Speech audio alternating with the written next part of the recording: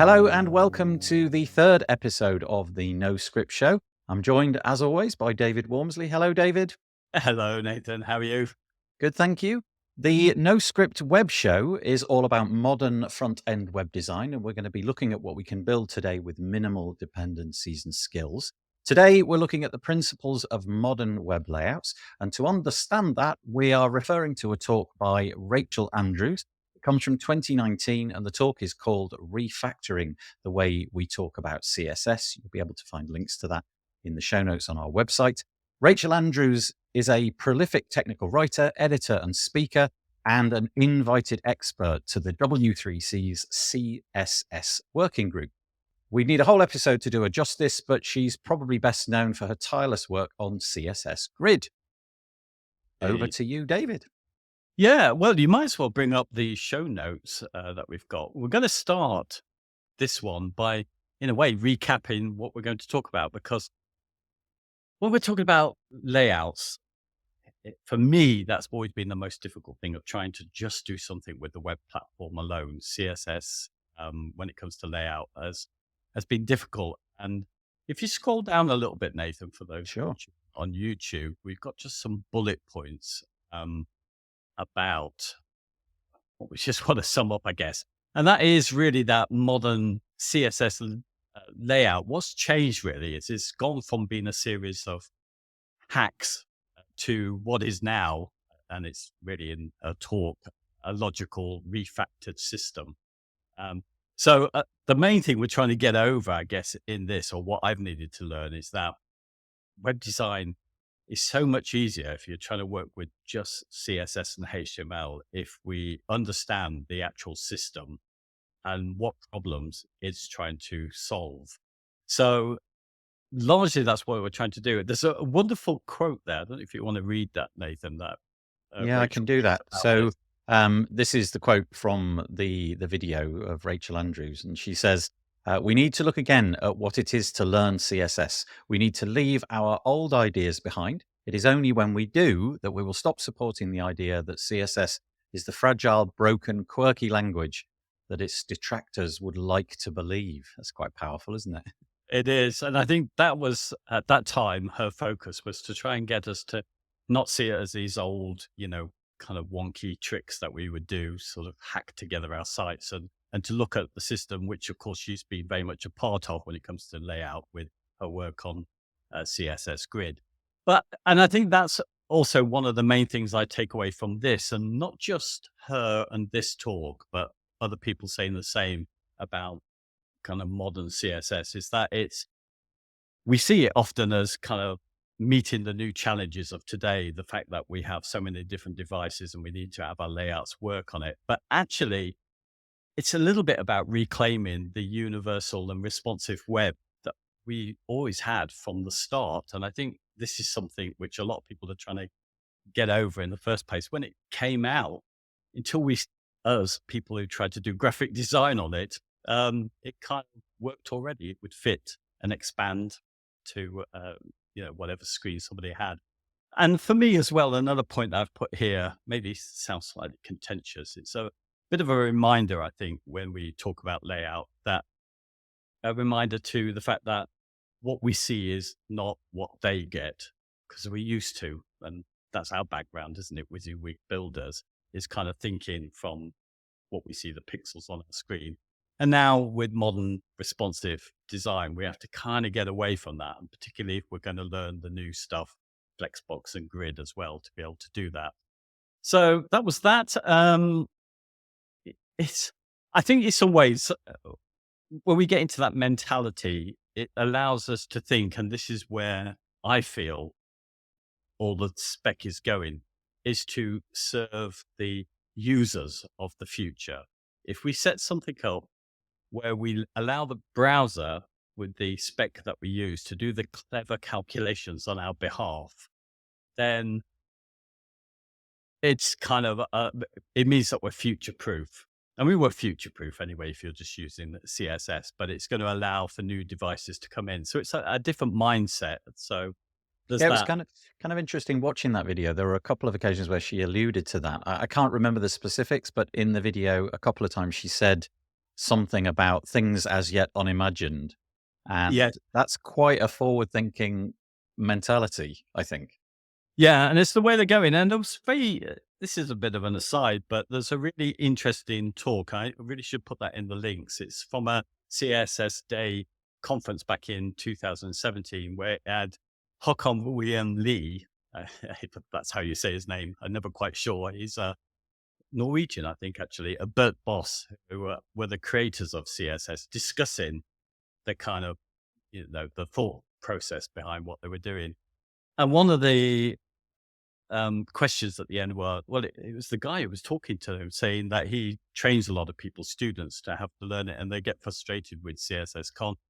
It's a visual thing. You're trying to create style on stuff. Why don't we have an editor?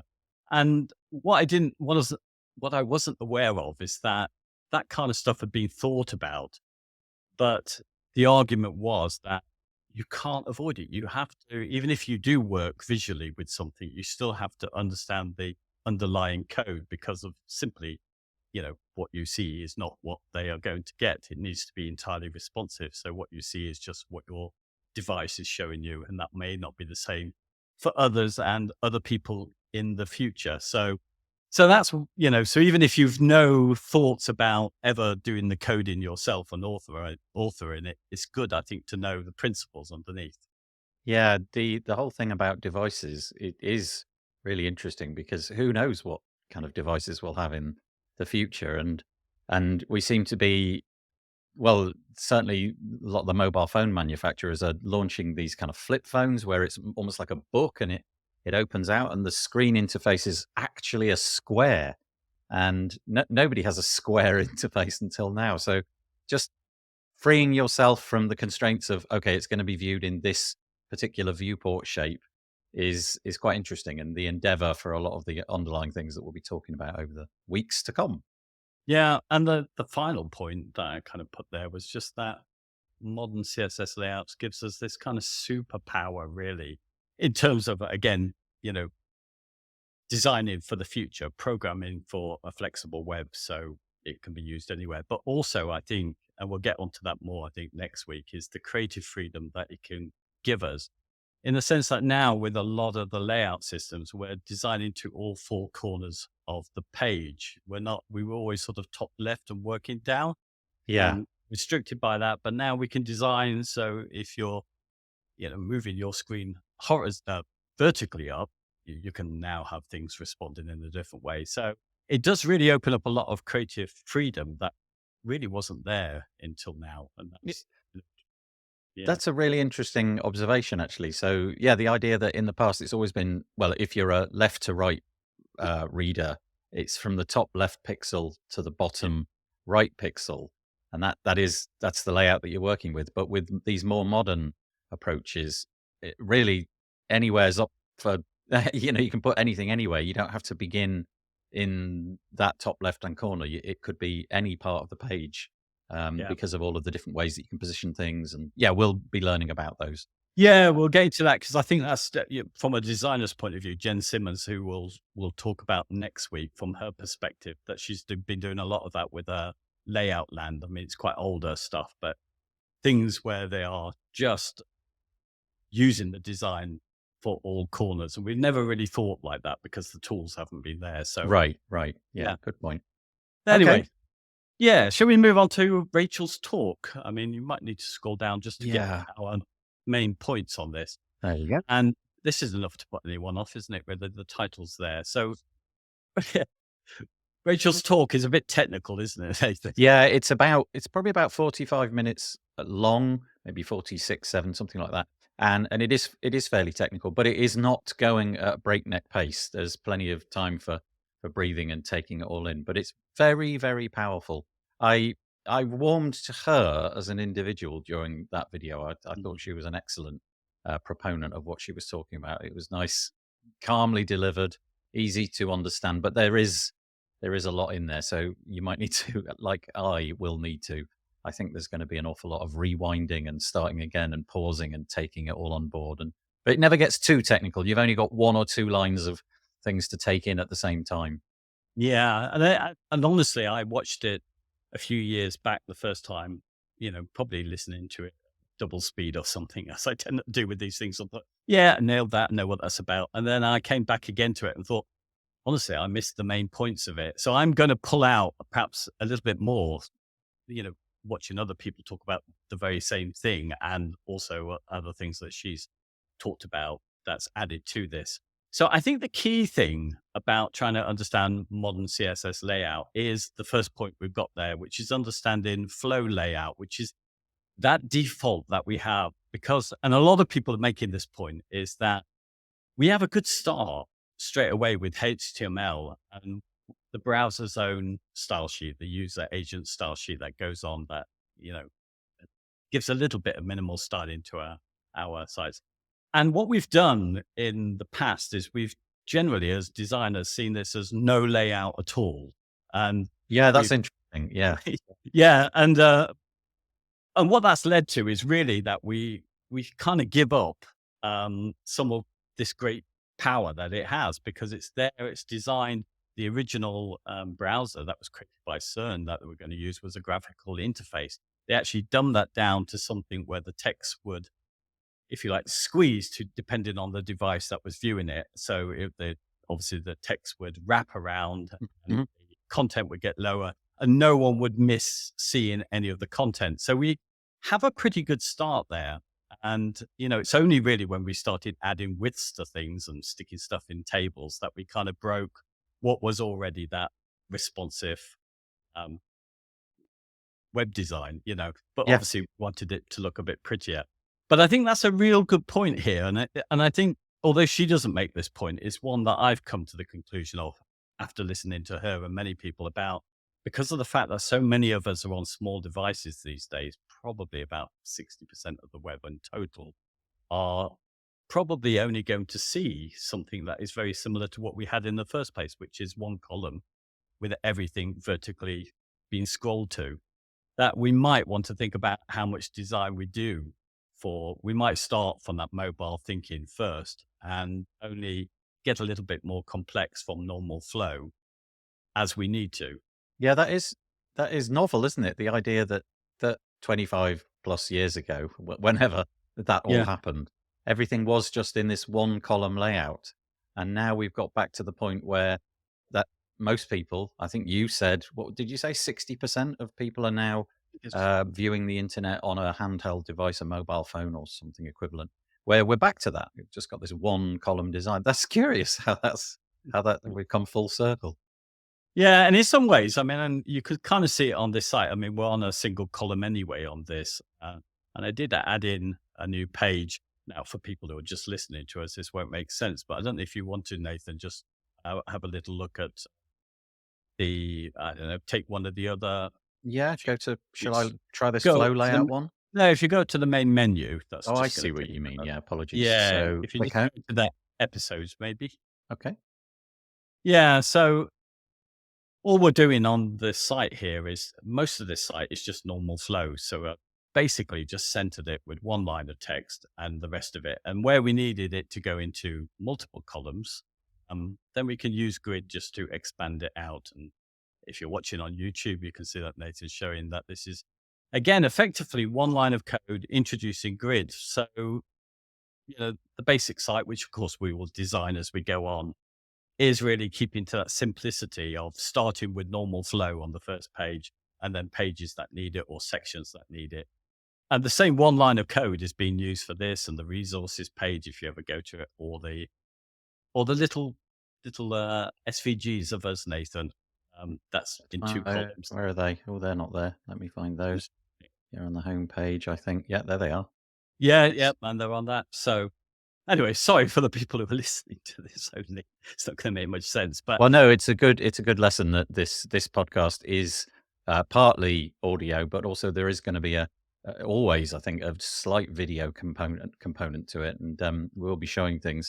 So you'll be able to look on the website noscript.show, but yeah, also you're going to be doing bits and pieces on video, which sort of go alongside some of these episodes, and maybe you'll even do one over here. So go and check out that website if you are listening and it's confusing you. It is a very visual subject, I'm afraid. yeah, and I will do a video just showing just how sticking really to the things that are in this about normal flow. I've tried to use that as much as possible before we've got a design because it's still functional. And then we needed to add some new pages for the episode. So I've needed to pull in some grids, some very simple grid. Anyway, let me move on to shall I move on to the next point that she's making about on our notes, which was just displays. Display is the property now that gives us access to other things other than normal flow. And the interesting thing about normal flow is it kind of works and is responsive and everything goes back to it. So if we go to our display property, then we've got some options. The best known are going to be Flexbox and Grid. And so Flexbox is generally a sort of one dimension layout things. It works slightly different to Grid where it takes the look at the item and arranges that in the best order. In fact, it's there on the menu. So there's Flexbox on there. The easiest way to just get an ordered list, which would run vertically to turn into something that runs across the top, is to just stick Flex on it. And if there was more of those in there, text wrap, and that would send it down to the next row under there. So it's still working with normal flow. And grid, as we've shown here, is sort of two dimensions. You can work in the grids and the rows. So really our thing is to be using the display is the way to now do layouts. That's where everything is kind of changing.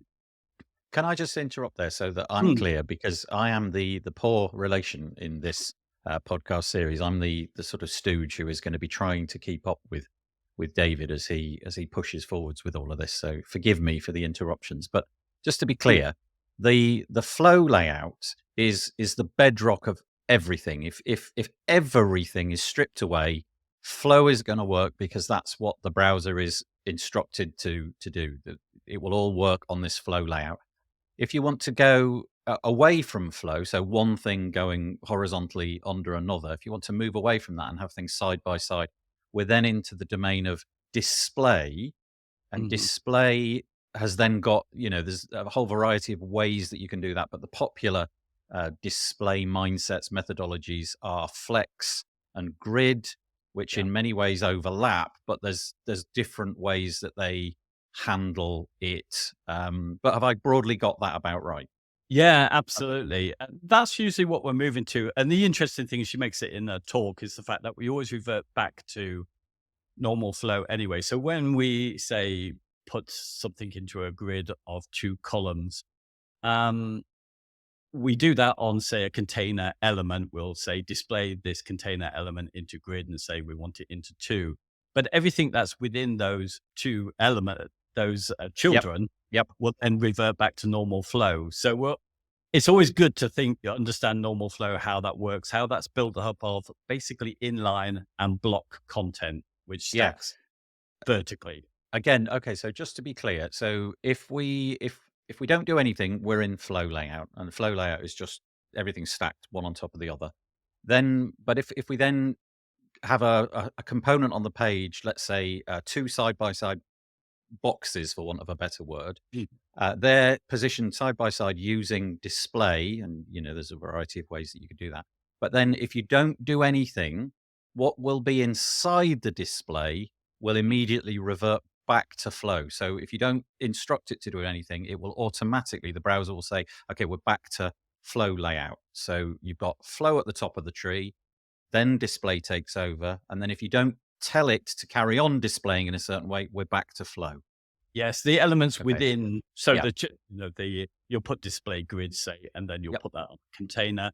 That will be its child, and all the elements of that will fall in line with the grid. But those inside that, the grandchildren, if you like, say, right, a header 2 and some paragraphs that are within those columns, they will default back to normal flow. And I suppose that's a sensible default, isn't it? Because the typical purpose, I suppose, at the beginning was just more text, give me some more text. And that's how text ought to behave. It just, it flows down the page. So okay, I'm keeping up so far, I think. I think it was maybe one thing that we should talk about here, because she does allude to it a little bit. And I think since the talk that we were looking at, she's perhaps become a little bit more clear about how it will learn in layout now. She makes a big point that they're not in competition. Flex and Grid do very similar things, but Right. they are, if you like, not in competition, but just options in the same system, which have their strengths and weaknesses. One, of course, is one dimensional. The other one is two dimensional. Um, but I think as I came in, not really knowing either of these, I've now come to the conclusion that it might be easier, and she mentions this, to look at Grid. Grid in some ways is easier to understand.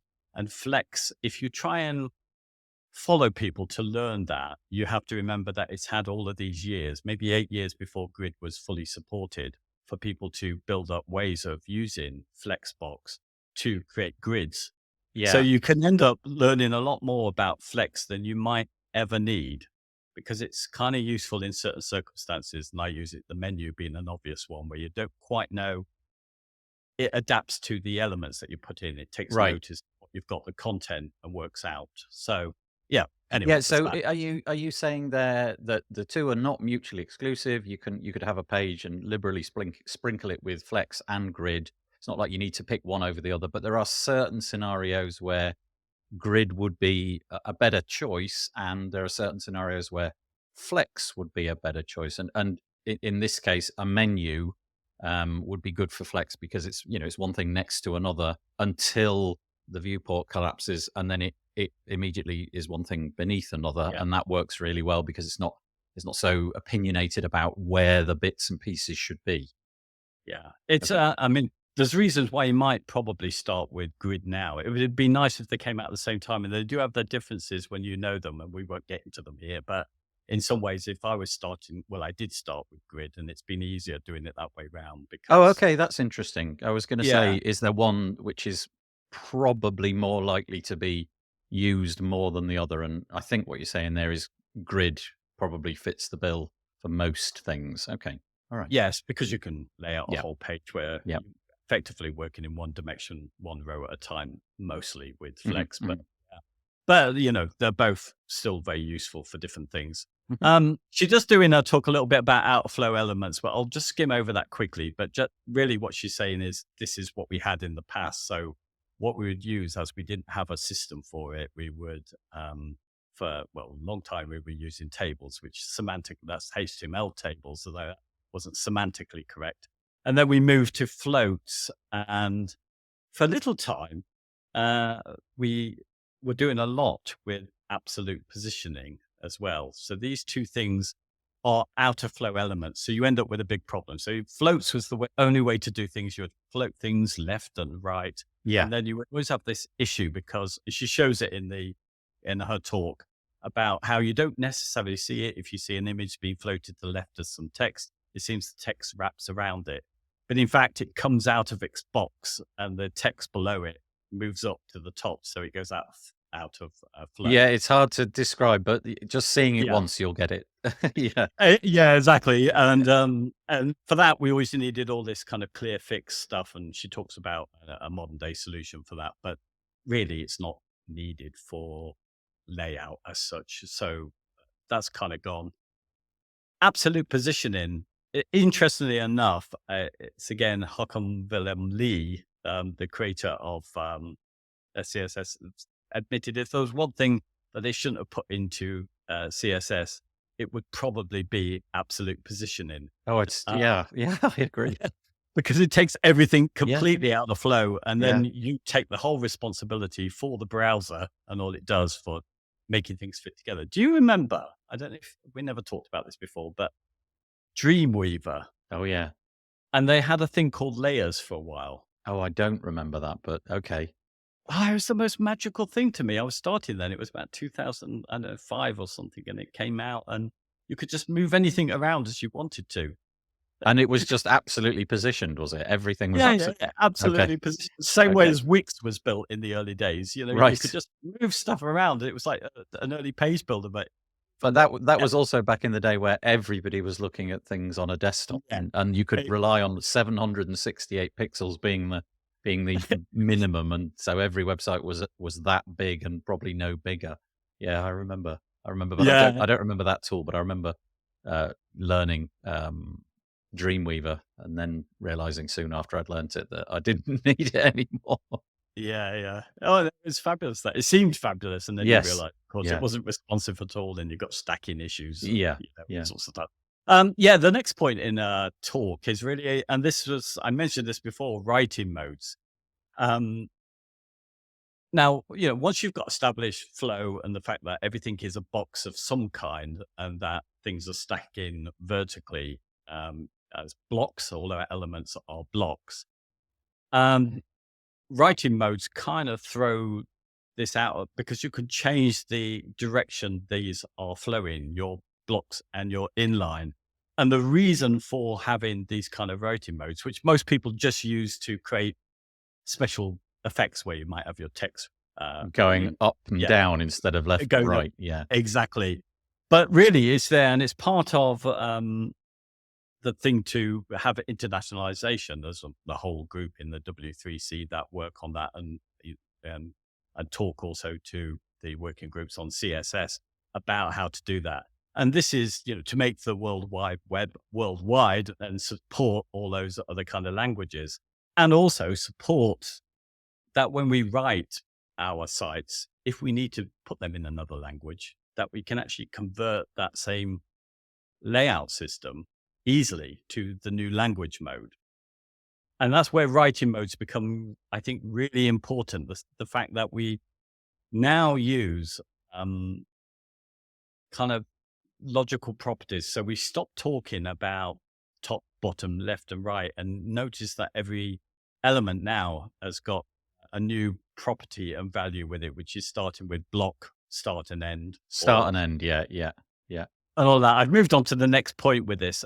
And I think that's really important because if everything is marked up like that, you can retain the design and have it all tilt another direction for the language. So you can imagine if you have to support multi languages, how difficult that would be if you've marked everything up as left, right, and then you have to go and create that same design in another language and reverse all of that manually. You now you be able to switch. So I think that's and that really kind of informs how everything is working in grid and Flexbox. So it's been out there for a long time. Flexbox started with talking everything in terms of the kind of block inline start and end in some ways. So it's been growing and definitely grid is that.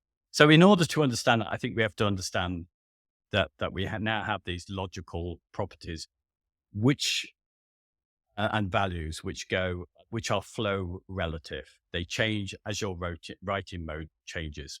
She does, Rachel Andrews does a fabulous job of explaining that. But obviously, she's got a video, Yes. and she does it with a bunch of basically boxes with little bits of text in, and you can see how when you flip them over onto their side, I guess through 90 degrees. So instead of it being one way, it's another way, and she shows how you can how it can then be used for layout. And it's hard to imagine at the beginning when writing mode was created. I'm imagining that there was no real sense that it would be used for sort of granular layout properties, more that it was just that you were writing from right to left or left to right or top to bottom or whatever the permutations are. But it's interesting. It gets really complicated, and I'm wondering how much that is used in the wild in design, because I guess you need so it can be used purely for design to make things quirky and interesting. But I'm Mm. wondering if the actual writing mode is used a great deal for its intended purpose, which is actual writing going in different directions. I guess on multilingual sites it's used rather a lot. Yeah, I think it's going to be important. And of course, when Rachel was doing this talk in 2019, at the end of it, she really had to make some reference to support because if you're to be doing things right now, we have to get rid of, and it's quite a hard habit to get rid of, because I've been using, margin left and right or Yeah, for yeah, a long time, and there still is a slight issue because I think we're roughly at the time of recording this, we're about 98% will support all your kind of logical properties and values. So it still does leave some people out. And she does make right. reference to the fact that you can kind of at that time introduce it through an at support feature query where you can code it up that way, but you would have to code it the normal way for old browsers. At this point, I've decided that those 2%, and you have to remember, actually, if you look at floats, which has been Oh, yeah. around Yeah. 2002, Oh, if you actually look at can I use for that, it's got, I think, something like 97 point something oh, percent. still. Okay. Okay. Yes, because you can't really take that as a good figure for stuff. And you'll find other things like, Flexbox as well, which of course all of the page builders we've known and loved are kind of working basically on Flex. They wouldn't have existed without it. It still has a fairly low support. So I've really made the decision that, okay, if my HTML is marked up and it's a bit of a jumble, they still should be able to read it. We'll still progressively enhance. And I've jumped entirely on board with using Right. logical properties. Right. And I think it's probably time to do that. Yes, she moves on to, I think that's covered that. We'll move on to box alignment, which I don't Alignment. think I have any hope of explaining very well, partly because, Good partly luck. because it confuses me still, and I have to look up articles and then play around with dev tools. But it really came in, this idea of being able to justify items and content came in with Flex, and it used to be called Flex then, same as end and start used to be Flex, end and start. Now, box alignment now is its own module in CSS. And so it gets its sort of properties being shared amongst Flex layout and table layout and grid layout. So there's something there that we can understand. But I won't go into great detail on it, but anybody who's worked with Flex will probably know that you can, when you've assigned Flex to a, say, container and you've got some divs within that, then you can then instruct those how to behave. But you can also instruct them to those contents to align in certain different ways. You can put space between them because all of these are working in the way that we didn't used to design. So when you thought about it, we would design a page with dimensions and we would say, this box is going to be this side, the size on this side, and on the left-hand side is going to be this size.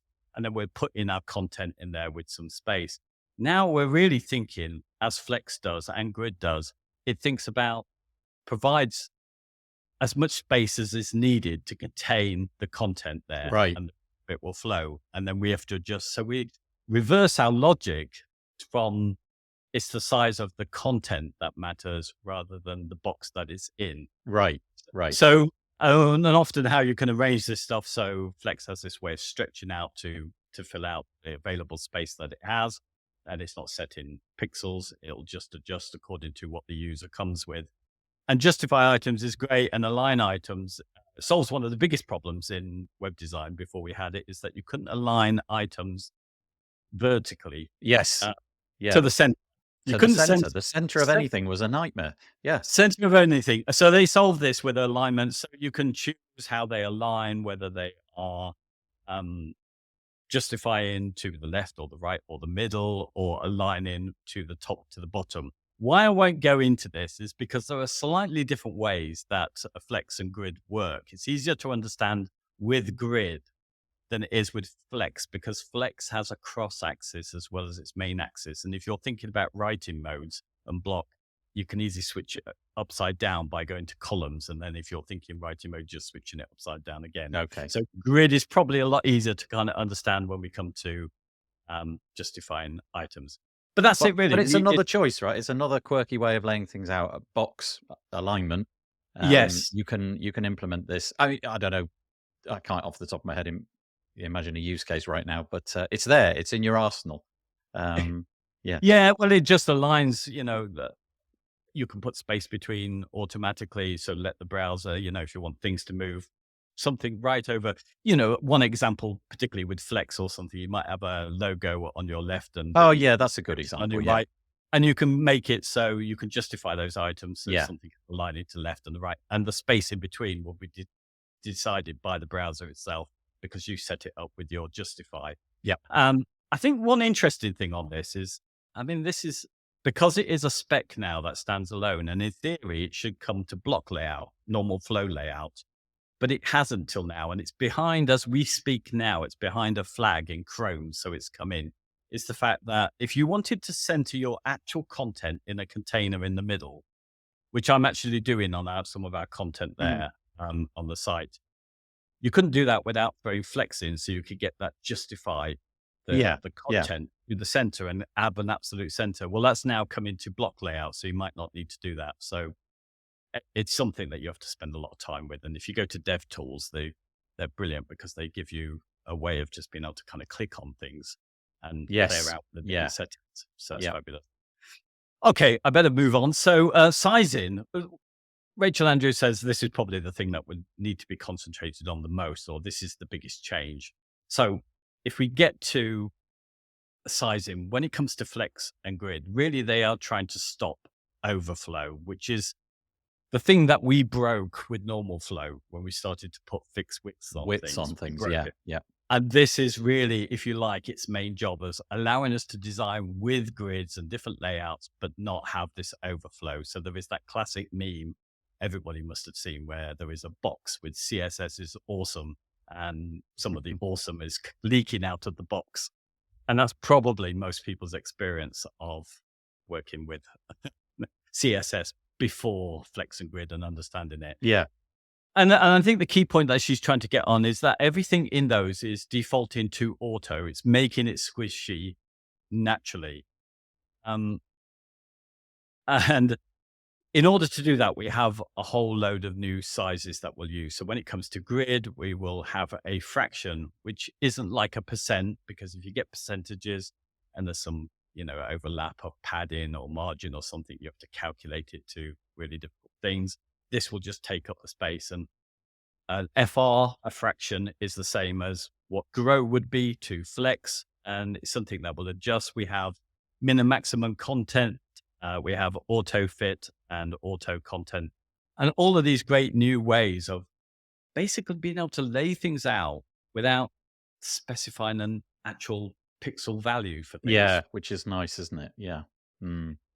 And that's pretty much it, really. So, I could just mention when it comes to, if you're looking at the site as it is at the moment, obviously it's not much of a design there, but it has got those layouts.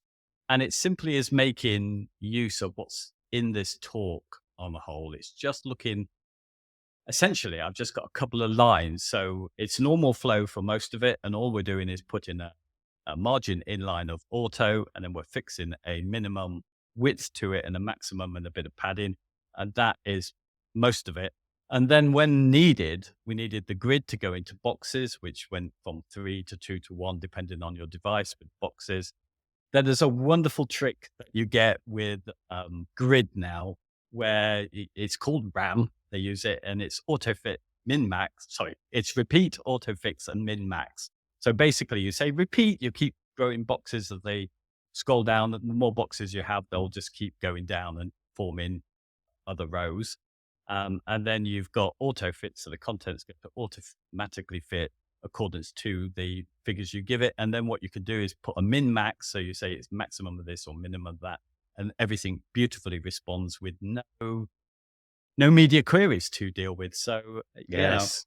Nice. that's, I don't know, Nathan, do you think I've at all covered modern CSS layout? Yeah, I think you've laid it out. I think it would be important to probably watch the video, and then also if you go to our website, noscript.show, and you click on the episodes link in the top, and then hit number 3. I think we might change the URL structure of the website at some point to make it easy. But for now, click on episode number 3. And there's all these links here, which will take you to the different documentation for each of the pieces that David talked about. So flow layout, display, all of the other bits that we mentioned. And that's where to explore. It's hard to explain that stuff because it's so jolly visual. But the video certainly does that, and the developer docs will definitely help as well. It's a hard subject. Like I said, I watched that video from start to finish. I'm going to need to watch it several more times before I think I've got a grip of it. Because although the concepts are delivered really well, they're a little bit, with my old brain, they're a little bit difficult for me to take on board on a first pass. But yeah, that's great. There's loads of new stuff in there. I'm wondering, if anybody is listening to this, I'd be curious to know. Curious to know which of those bits and pieces were you aware of? Feel that you've got complete command of, or which of these are just things that you've never explored because you've got a tool like a page builder or something like that, which means that you don't have to. But it's It's going to make life easier. All of these things, once you've got your head around them, a lot easier. I think so. And, interestingly for me, because yeah, as you say, I mean, I couldn't really explain a line. I have to play around with it. And I see some of the experts as well do that. They mix up when it's an line content or items. What's the difference? They just try both. And I think people like Rachel Andrew would be the first person to say that, when she's doing something, she might throw flex at it and think, nah, that's a problem. I'll throw grid at it. They don't necessarily know exactly where it might be useful. But here's the interesting thing.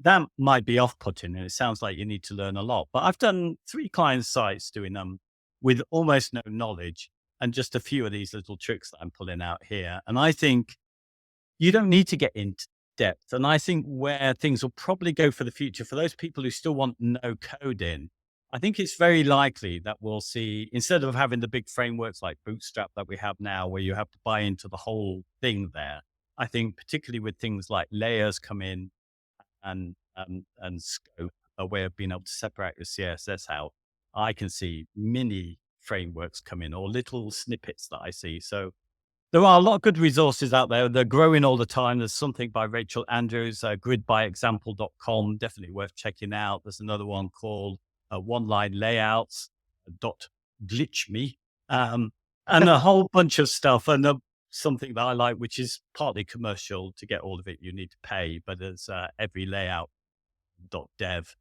by Hayden Pickering and Andy Bell. And you can see there's going to be an accumulation of these kind of things where you can, as I've done on this site with little knowledge, I've been able to copy and paste a couple of one-liners, if you like, and achieve result.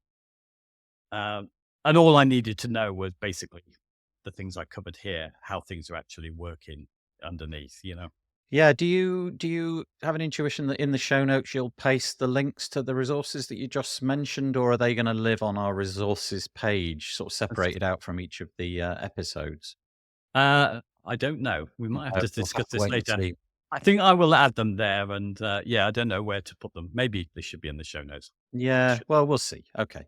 Okay. I feel like we've done our third episode justice. That was a hard one to cover because everything was so visual. But if you take a look at our website, noscript.show, you'll be able to see all of the links and get some intuition as to what David's trying to build here. Anything else you felt you wanted to cover, or shall we knock it No, on I there? think that's it. Next time it'll be a bit more conversational because we'll be talking about Jen Simmons, the same topic, just slightly different perspective, historical and from a designer's point of view. Okay. Well, I'll enjoy doing this one with you, and I'm looking forward to doing the next one. So I'll see you next time on the No Script Show, David. Take it Yeah, easy. thanks a lot. Bye. Bye.